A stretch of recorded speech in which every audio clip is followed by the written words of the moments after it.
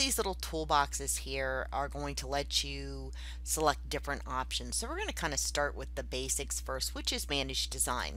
So let's click on that folder again. And if I have something selected, like this bird, I can make a new from selected, create a new design based on the design, right? And when I click on that option, I've created a new design and it opens up here, and you can see it won't fit into my hoop, so I would need to change to a different hoop. And there we go. Okay, so I've changed my hoop. Now I could actually just save it as a new design file, even though it's the same. Maybe I wanted to add lettering or customize this in some way. So now it says Design 2. Okay, let's go back over to my designs. If I click on the bird and I select Open Selected, what it's going to do is open it under the name that's been given. So here's Bird 2. Here's my Design 2. And Design 1's actually just a blank tab. It opens by default, so I'm going to close that. So there's Design 2. There's my new file. And there's the one that I opened. Okay, so let's go back to Manage Designs. And of course, we've already done, convert selected designs. Transfer selected design says transfer the design selected to the default machine folder. And what that means is if I have a USB drive that connects to my machines that has specific folders, I can select that. Or if my machine is able to be connected to my computer, I can transfer to the hard drive on the machine. It depends on your machine. But once I click this option, it's going to, behave like a Windows program. And, I'm going to go ahead and select what machine I have. And you can see here's the different machines that are listed. And, what format do I need? And where do I want this design to go? So I'm going to go ahead and cancel because I don't really want to transfer anything right now, and go back to Manage Designs. Okay, if I select Print Selected, it's going to let me print a template, and it gives me some options. But first, it's going to let me select my printer just like it would for a Windows program. But I'm going to come down here and preview. Here's the default of what it's going to print like. And it actually is going to print 2 pages. Actually, it says 1 of 3, depending on what you've selected. So let's go ahead and look at, there's our 2-page options. So there's my design worksheet. There's, like the thread colors. And if I go over to the next page, it's showing me my sequence. So I might not want all of those options to print. Okay, so let's go to options here. There's my design worksheet, my color sequence, and, my design worksheet information's here, stitches, design information. And if I go ahead and remove that option, then I'm betting that I remove this page. So let's go ahead and say OK. And let's take a look at what we've got. Previous page. There we go. I've got just the image, which is my design template at 100%. And then I have this color sequence. Let's go back into our options. There's my color sequence. If I were doing multiple hooping on a large design, which is an option in the program, then I would want the hooping sequence as well. But here's my true view, the background, and there's a lot of different options that I can select. I can even put my artwork in, standard design view and template view. These are just kind of quick buttons. As I click them, you can see, what happens here, right?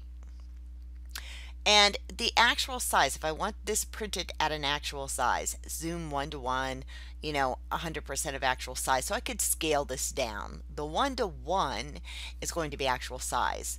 Generally, this option would be if you wanted to scale it down, and I'm going to make this very small so you can see what that does. See? Then I no longer really have a design template. Now, I'm going to go ahead and just close this because it's not something that I want to do right now. I just wanted to show you that option.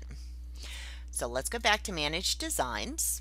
And, There are some other options besides print selected. We can export the design list, and what that is I can export into a text file all of my designs, and it's going to give me some information.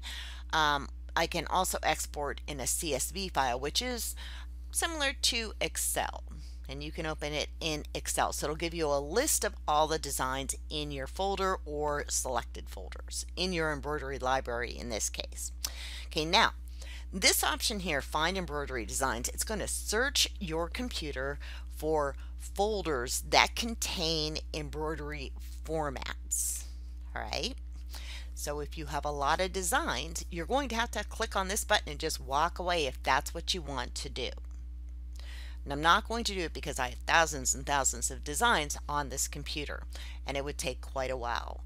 So if you choose this option because you're not sure where your designs are, then just be patient and kind of walk away for a while and come back and check on it on occasion, especially if you have a lot of designs.